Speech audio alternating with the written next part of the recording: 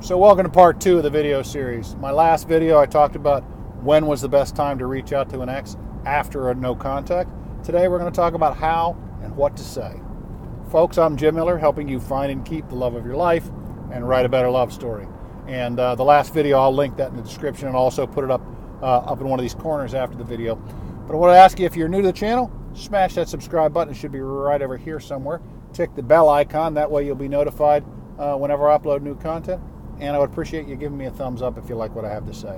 So let's dive into the content. As I said, the last video was when is the best time to reach out to an ex after no contact. Today we're going to talk about how and what to say. So the how, there's a couple of different communication methods obviously here. And what we're looking for is something that is basically non-threatening. Okay? You know your ex and your ex knows you.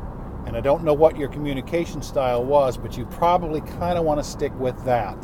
Okay, a lot of texting is something that's very popular. The first method, depending on the breakup and how things went, maybe a handwritten letter.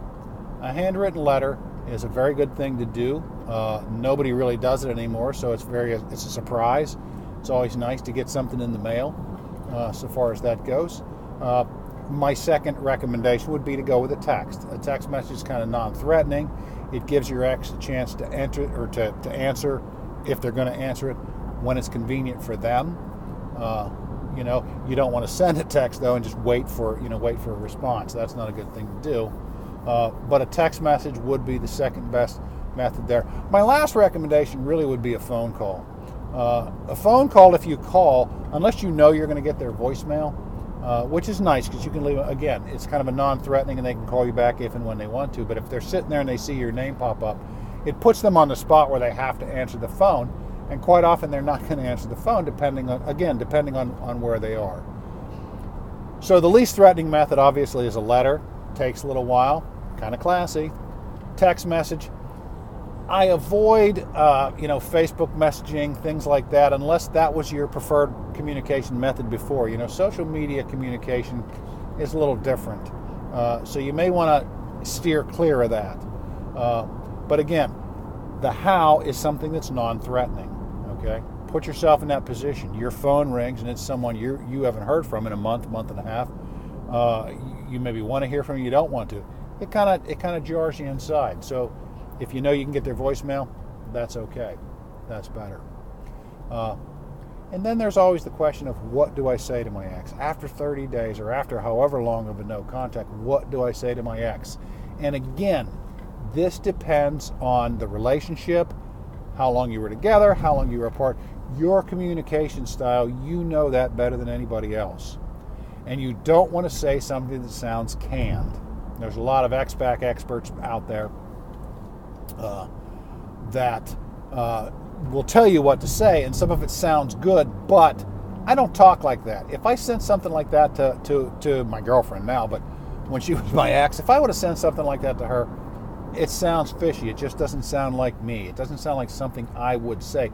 So you have to put your own personality into whatever you send. I did another video, and I'll link this one as well. I did another video a while back called, the 5 text messages that are okay to send to your ex. And basically they were the common interest, which is something that you guys have in common interest. You can find a common interest. My ex or my girlfriend sent me a picture of a sunset along with a note that she was thinking about me. On non-threatening, didn't require a response. Great. I did respond, and we ended up starting a conversation there. There's the inside joke, something that's kind of an inside joke just between the two of you that you can relate to. I don't really need to explain it. A special event, a birthday or something like that, a big event in her life. Step number 4 would be that you need their advice. This is good, especially for women, if you're reaching out to a male ex. Asking their advice. Men want to be able to jump in there and help, especially if it's like, hey, my car's overheating or something like that. I just need your advice. Men can also ask that of women. Hey, I need to pick up a birthday present for my niece. Can you give me an idea? And then an acknowledgement. If you heard something great, they got promoted or something good going on in their life, that you can call them and you can communicate with them, and you can acknowledge that in their life. But again, this has to be in your own voice. You have to be very careful. There are also a lot of ex-back experts out there that recommend, like a covert jealousy. Brad Browning in his X Factor guide talks about talks about covert jealousy. Jealousy you have to be very, very careful of, because that can bite you in the ass real quick if you don't know what you're doing. He kind of explains it in the X Factor guide, exactly how to deal with that. He explains it a lot better than I could. It's something that I'm always a little leery of, because again, unless you know what you're doing, you have to be careful. Those were the 5 text messages or whatever else. Another thing that you can possibly do, and this is another one that's very good, and again, depending on where the relationship was and what happened, is what I like to call the agreement letter, or the agreement. And basically, you're going to write to them, you're going to write your ex, and you are going to tell them that you agree with the breakup. What? Yeah, you agree with the breakup. Believe it or not, the psychology behind this is very sound, and while we're not trying to trick our ex back, we're not trying to manipulate our ex back, the psychology here is to open the lines of communication.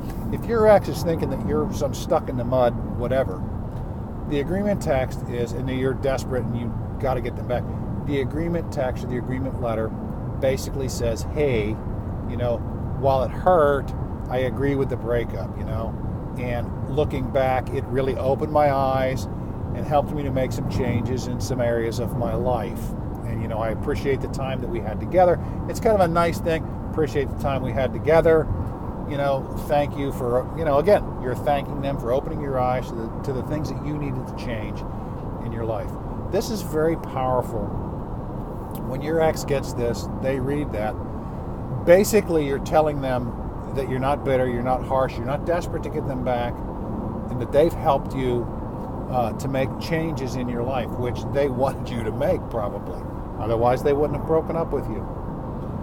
So that is a very powerful way of going about it. You have to be careful how you write that. But again, what you don't want to do is reach out talking about can we get back together? Can we make this happen? Can we make that happen? Even in the agreement, you may want to say, be nice to catch up with you at some point. Boom. And see where that goes. And then you kind of have your work cut out for you. I've said this before, people. Getting the ex back is usually the easy part of it. Keeping them is what's difficult. And you're only going to keep them by changing what's up here, your mindset. And I've got plenty of videos and plenty of advice on how to do that. I've paid thousands of dollars in a therapist's office to learn this. I'm always happy to give it away. But those are the methods to reach out to your ex. The how, a non-threatening, be that a letter or text, preferably, something like that doesn't require a response, that's not going to catch them off guard. And number 2 is how you talk to them. Don't bring up the relationship. Don't sound desperate and needy. The five texts that are okay to send, or the agreement text or letter. So that's what I have for you tonight, folks. Again, if there's something you want me to talk about, leave a comment in the section down below. Give me a thumbs up. I would certainly appreciate it. It helps my video. I'm trying to grow this channel, and that interaction really helps my channel to grow, so I would appreciate it. I appreciate the trust that y'all place in me. I really do. I appreciate the people that listen to what I have to say. In the details section down below, there's a couple of links to some free ebooks that I give away. Love for you to check those out. Also, my email is in that address is there. If you have a relationship question, you can post a comment down below, but if it's a private matter, you can send me a private email. I generally respond within 24 hours to most emails and comments. Been getting kind of busy with it lately. A lot of people breaking up, a lot of people looking for advice. But that's how you can contact me. Anyway, folks, again, Jim Miller, helping you find and keep the love of your life and write a better love story. Have a great night. Bye.